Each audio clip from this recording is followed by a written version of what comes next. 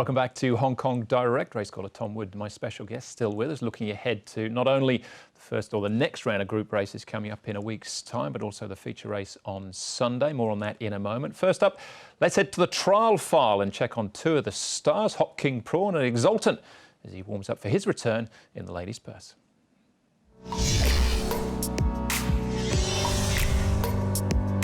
They're on the swing at the top of the straight, inside the 400 metres. King Shield leads Apache Pass in the middle, Diamond Brilliant. Wider is Red Desert. Then came Celestial Power, Chader Pins, followed there by Lucky Missile, Gift of Lifeline, Exalted and Champion Power, but with 150 to go. King Shield leading just over Red Desert, who's a length away and trying to close. But King Shield, too many guns blazing, wins a length and 3/4, if not two. On Red Desert second, Apache Pass third. Moment of Power heading past the 600 metres, leads half the length on Hot King Prawn. 2 lengths away, Harmony and Blessed, and then came Romantic Trove, and round the outside, Wine and Wine.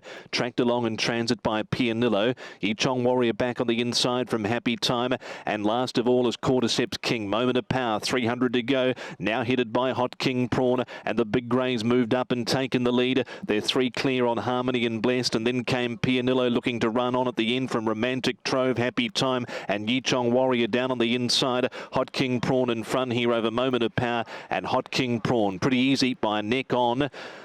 Second, Moment of Power. Nice trial there from Hot King Prawn. That was Tuesday morning. We'll have a word on Exultant in a minute, Tom, but Hot King Prawn seems like he's been the heir apparent to the champion sprinter title for quite some time now. Is this his year, do you think, to shine? We know that the sprinting ranks don't have the real depth that we've seen in the past here in Hong Kong. That's been the one thing Hong Kong has certainly been very good at, is producing the sprinters. But this year it's not quite the same depth. We're missing a few at this stage. We saw Thanks Forever go and miss at the trials the other day. But look, 19 starts, 10 wins. He's been Group 1 placed on multiple occasions, and I think it could be his year. It should be his year on the depth that we've got here. He trialled really strongly there, liked the way he got through the line. Joe Moreira more than likely to take the ride on him, and he trialled super there, up on the pace, and he looked to be under a good hold. So look, it really should be his year. I think it deserves to be his year, and he's been so close on so many occasions, and this year he might be able to fulfil the spoils for his owners. Of course, there was Computer Patch. That was pretty impressive down the straight, 1,000 metres last time out. We expect him to line up as well. Another horse that Joe Moreira actually rode that day. Yeah, he did, and he was dominant down the straight. He won really with a leg in the ear on that occasion. He has won a couple of times over 1,200 metres, so it'll be interesting to see how he goes back up in trip here. Tony Cruz seems to have got him rock hard fit, and the way he won the other day, he'd be a serious danger. He brought some good quality over from Australia, but gee, produced the goods. It wasn't a big field, but you can only win, and he destroyed his rivals on that occasion. Yeah, so Karis Teaton will be jumping back on board. There's a switch there with the jockeys. As far as the Sha Tin Trophy is concerned, now this was the race last year that Beauty Generation's winning run came to an end in at the hands of Rise High. Waikuku finished in front of him. This time, he's got Golden 60 to contend with. How do you see them lining up this time? Now, a slight change in the weights, but Golden 60 was so impressive. He was just first up, obliterated his rivals. Was just too good over the final stages, really. He's currently rated 120 now as Golden 60. Beauty Generation 130. I still think second up, Beauty Generation will certainly be better for the hit out, and he drew gate number 1 on that first up assignment, which wasn't ideal for him. But I still think with the weight that Golden 60's got on his side going into the Oriental Watch Sha Tin Trophy, he's going to be really, really tough to beat in that race. Beauty Generation, he was game and defeat, dead heating second there with the Champion's Way, who's more than likely to be lining up in the race as well. I think he seems to have come back better this season as well too, Champion's Way. Yeah, I think Beauty Generation probably looking to get back to level weights, get his chance. And Vincent Ho actually was a double for him last year, because he rode Ride High to victory in this race and then rode Golden 60 in the very next race. Golden 60's now progressed to what he is now. Just a quick word on Exultant as well. Didn't do a great deal there in the trial, but he never really does. But the Sasa Ladies Purse comes up on the 1st of November. It does. So that's only a few weeks away now for Exultant. It was a typical Exultant all-weather trial. Flop out the back and do as little as possible, and that's basically what he did. He might have beaten maybe one rival home in that trial there, but just a typical sort of trial for him. Tony Cruz is happy with how he's going, I believe, and he'll be stepping up to the 1,800 metres first time out, and it'll be a good test for him. Of course, last year's Horse of the Year, he did some great things last year, and he'll be looking to pick up where he left off at the end of last season. Yeah, tough for him under a handicap over that sort of trip, but a good starting point for him before he heads on to the Vase once more. All right, let's keep moving for Sunday now. We'll have a look at the final race in a moment, but just a quick reminder of the diary. Back at Happy Valley, we're into this routine now, the Sunday, Wednesday, Sunday, but the 18th, next Sunday, is the Premier Bowl and the Oriental Watch Sha Tin Trophy, which should see Beauty Generation and Golden 60 Lockhorns once more. Right, the final race, race number 10, Class 2, 1,200 metres, Shining Ace dropping class out of the Chief Executive's Kobe Trophy even. Band Brothers comes up in class. The big names here, Lucky Express, course and distance winner, beating Winning Method last time out. Water Diviner coming out of that race. California Rad switches from Happy Valley here to Sha Tin. Good Luck Friend behind Lucky Express last time out.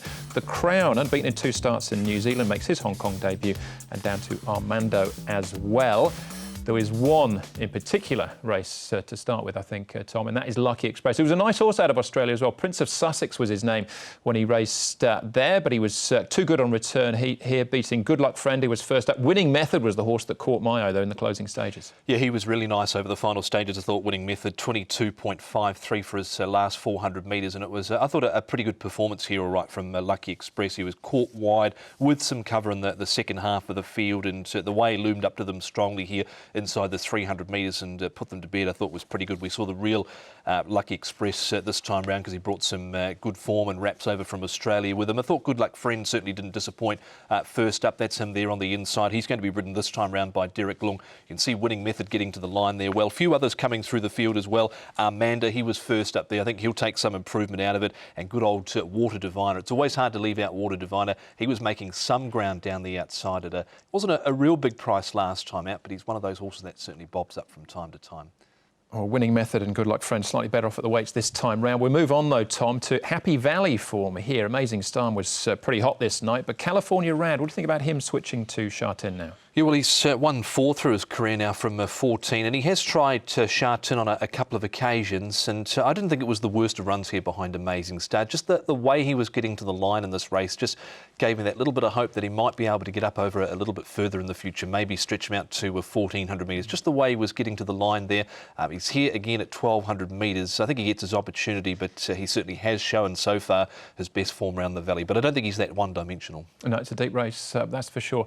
I think this horse is interesting. Down the straight, we're looking at Band Brothers here. He stays on very strongly in the closing stages, but all his wins have been at 1,400 metres plus. Yeah, 1,400 and 1,600 metres. It was a super run, I thought, down the straight here first up. 22.29 his closing sectional. He was, I thought, brilliant here, and I wouldn't put it past him to run a cheeky race here over 1,200 metres. He has tried 1,200 in the past. It was at Happy Valley, but just the way he finished off there would just suggest that he might be able to do something here second up, because he has gone very well in the past second up, including winning.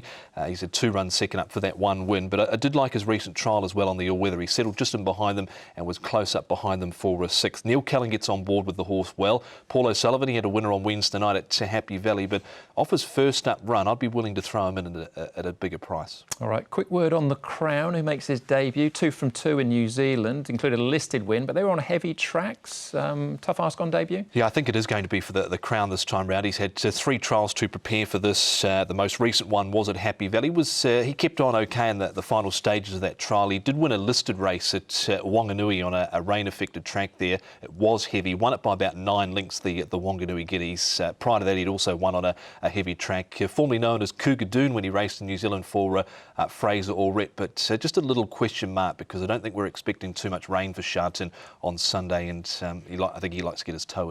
All right, not enough to make it heavier now. We're just about out of time, Tom, but you can set up the closing race for us, because this is one of your favourite all-time calls. Yeah, Richard Hoiles referenced Fairy King Prawn before, and well, it's the Sunline Fairy King Prawn Hong Kong Mile of year 2000, I think it was, in the end. I remember growing up as a school kid watching these races at home, Sunline in particular, with her feet through the Cox Plate, and David Raphael, his call was magical on that occasion. One of the calls that gets the hairs standing up on the back of your neck. It was one of the greats, I thought. And a Kiwi win as well. Tom, thank you. Enjoy the action on Sunday. Great to have Richard Hoiles on the show as well. So we'll leave you with, I had the pleasure actually of working with David in Australia, in my opinion, one of the modern day great callers. Here's one of his great calls, Sunline versus Fairy King Prawn. Enjoy this. We'll see you again on Sunday. Bring all the action from Hong Kong direct to you. In the centre of the field, Sugarfoot travels 8 off the lead. Wider out in the field, Fairy King Prawn, he's going to need luck. Native Desert has him in a pocket from Electronic Unicorn, last resort. Fabergé and Testarossa last of all. Sunlight, she's rolling at the 600. She put a length on Adam. New Trump's third, Charming City in 4. Billion Win looks done. Hooking to the outside, Native Desert. Charged Affairs needs a run. Fairy King Prawn hooks to the outside, but he's giving the Wondermare 8 lengths. Sunline given the rein at the 350, slipped 2 lengths in front. Adam New Trump sticks on. Here comes Fairy King Prawn. It's Sunlight in front. Fairy King Prawn, the horse of Hong Kong, coming after the mare of the world. 150 to go. Sunline's a length in front. Fairy King Prawn trying to get him.